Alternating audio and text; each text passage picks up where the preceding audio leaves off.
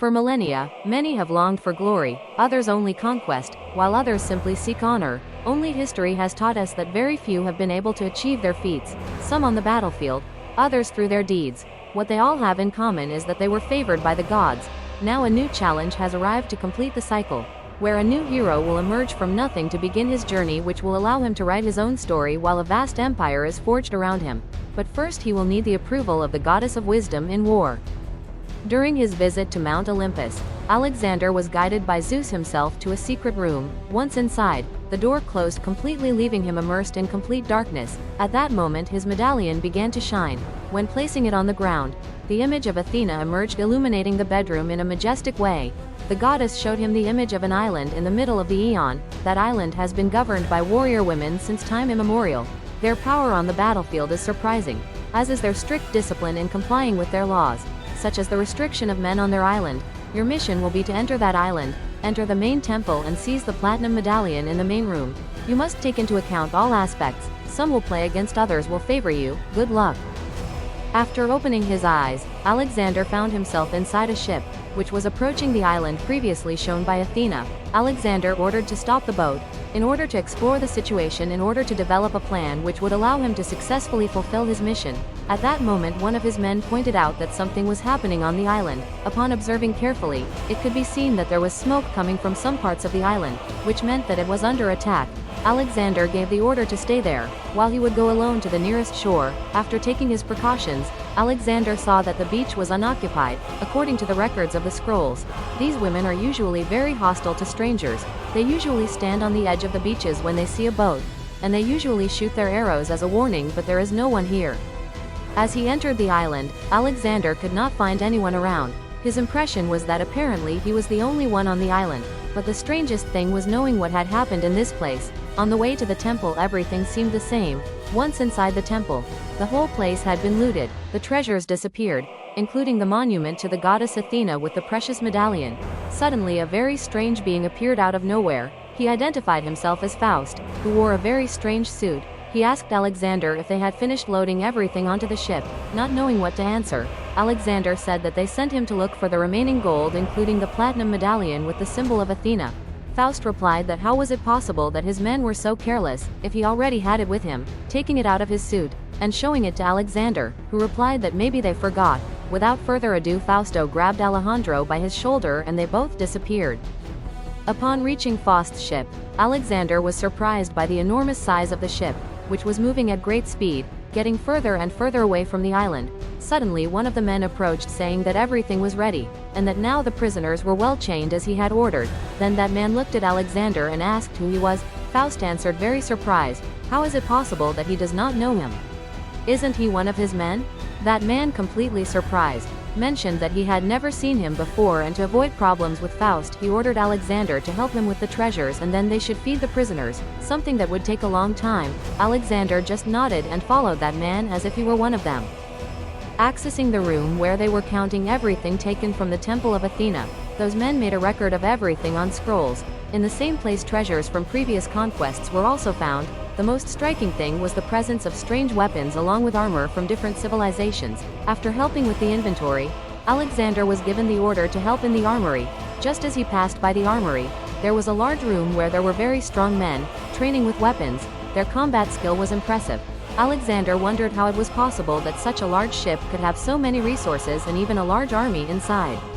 After the armory, Alexander was ordered to feed the prisoners, a task that was not easy since they were not yet accustomed to their new home.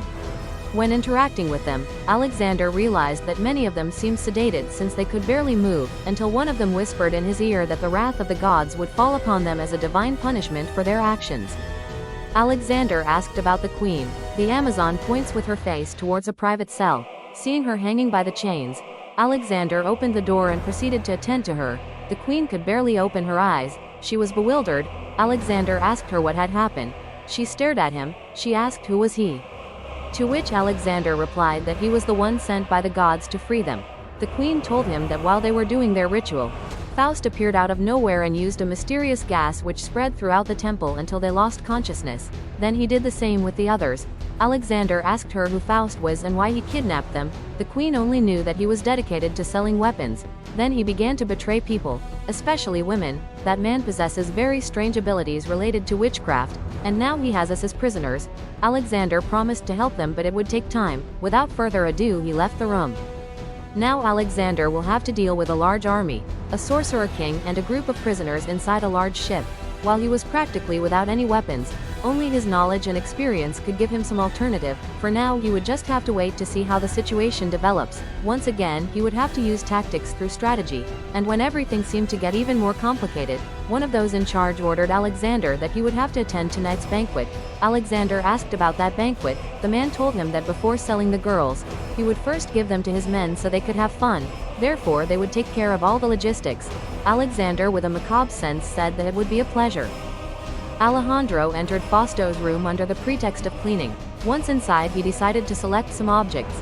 Then he went to the kitchen to make sure that everything went well. After finishing in the kitchen, Alejandro went back to where the prisoners were, under the pretext of helping in the preparations for the party, but before that he decided to stop by the armory. Finally, the time of the party had arrived. Fausto and his men began the celebration with food and wine, then a demonstration of fighting skills of his men that surprised his attendees. Time was passing until one by one his men began to fall into an intense sleep. Something very strange, since the main guests had not yet arrived yet, but Fausto continued enjoying the banquet. Suddenly one of his men asked him about the guests, to which Fausto replied that the new assistant should know, since he had been taking care of all the preparations. By the way, how long has he been coming with us if he had never seen him before? His assistant replied that he and no one else knew him. Slowly they both began to close their eyes, accompanied by an intense sleep. When Faust opened his eyes, he found himself a prisoner in the Temple of the Amazons. He slowly tried to use his magic to free himself from the chains, but they remained firm. At this moment, the Queen of the Amazons appeared in front of him, with a masterful pitcher, with which she began to put words in a very strange language. Suddenly the magician began to scream. Right behind him Alexander appeared. Faust asked him what he had done and why they were there. Alexander replied that they had made a grave mistake by entering the island of the Amazons without permission, desecrating the temple of Athena and kidnapping its guardians. Now he would be punished. Faust told them that his army would come to rescue him, but Alexander confessed that he had used his secret potions. Now they were transformed into farm animals. Now they are used by the Amazons to increase their resources. It was very easy to mix them with wine and food. Faust asked why they didn't turn him into an animal. The queen only said that he would be the sacrifice in honor of the goddess of war, as an example to others who seek to enter the island without permission. Faust asked why his powers no longer worked, to which Alexander replied that he only used another of his potions to neutralize his powers. At the end of the ritual, the queen closed the cell and commented that she would keep Faust's spirit hidden for eternity. He would no longer be able to continue invading islands to take what did not belong to him. As a thank you for saving the Amazons, they decided to hold a special banquet off the island, right on Faust's ship. In the middle of the celebration, the queen decided to give him the platinum medallion with the symbol of Athena along with a mysterious box. The next day Alexander began his journey back, thinking that everything had gone well through his cunning and not violence. Defeating an adversary who surpassed him in power and number, he was able to enter the island of the Amazons without being attacked. On the contrary, he came out as a hero. And the most important thing is that when he used the medallion to turn it on the top of the box, until it opened, from it emerged a powerful platinum figure. It was the goddess Athena, carrying her golden armor, her helmet, her spear, her powerful shield and her representation of an owl, on a fine diamond base with golden edges.